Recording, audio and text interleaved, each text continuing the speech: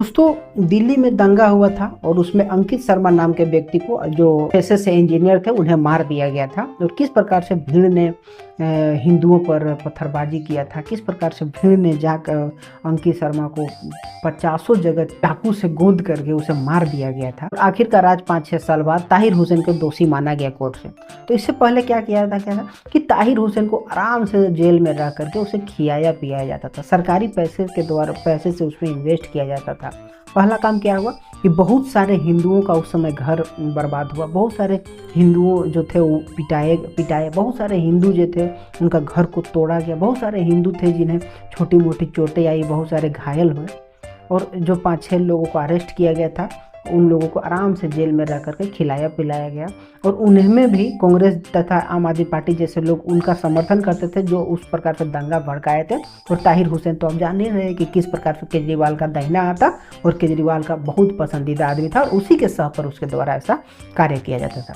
अब मान के चलिए कि 6 साल बाद उसे दोषी घोषित किया गया कि हाँ, वो दोषी है। इसके बाद फिर से उस पर भी क्या उसका सजा हुआ है, जेल रहेगा कि क्या रहेगा, किसी भी प्रकार का कोई अभी बयान नहीं आया। और फिर इसके बाद यदि कुछ आएगा तो ही बोला जाएगा कि 14 साल जेल काटो, 20 साल जेल काटो, और उसके आधे समय में वो आराम से निकल करके फिर से उसे वैसा काम करना लग जाएगा। और हिंदुओं को हमेशा से उसके दिमाग में घुस गई है कि हमें हर हालत में हिंदुओं को मारनी है, और वैसा ही काम उसके द्वारा किया जाएगा। तो हमारा नया सिस्टम कहाँ है, वो नहीं देखा जा रहा है कि एक लड़के को, एक माँ के कोख को उजाड़ दिया गया, एक बहुत ही सीधा साधा लड़के को मार दिया गया, उसकी जान चली गई। वो व्यक्ति आज भी जेल में आराम से चैन की नींद सो रहा है और आराम से सरकारी पैसे से खा पी रहा है और ऐश मौज की। और वहाँ से भी चाहता होगा ना, तो यदि उसकी 100 रुपये भी होगी और यदि अच्छा से रहता होगा तो फोन पर बात करके अपना गैंग चला रहा होगा, और बहुत सारे न जाने क्या क्या काम अंदर से जेल में ही रह करके करता होगा।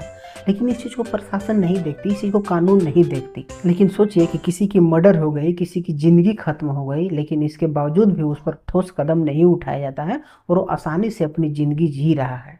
और यही हमारा नया सिस्टम हो। और यही थोड़ा सा लगता है कि आखिर ऐसा नया सिस्टम का क्या, कि यदि कोई दोषी हो, कोई मर्डर करके आराम से अपना ज़िंदगी चैन से काटे, ऐसी क्या मतलब है कि किसी का घर उजाड़ दे और अपने खुशी से जिंदगी यापन करे। यही हमारा नया सिस्टम है, और इसी में थोड़ा सा लगता है कि इन नया सिस्टम को बदलना अति आवश्यक है।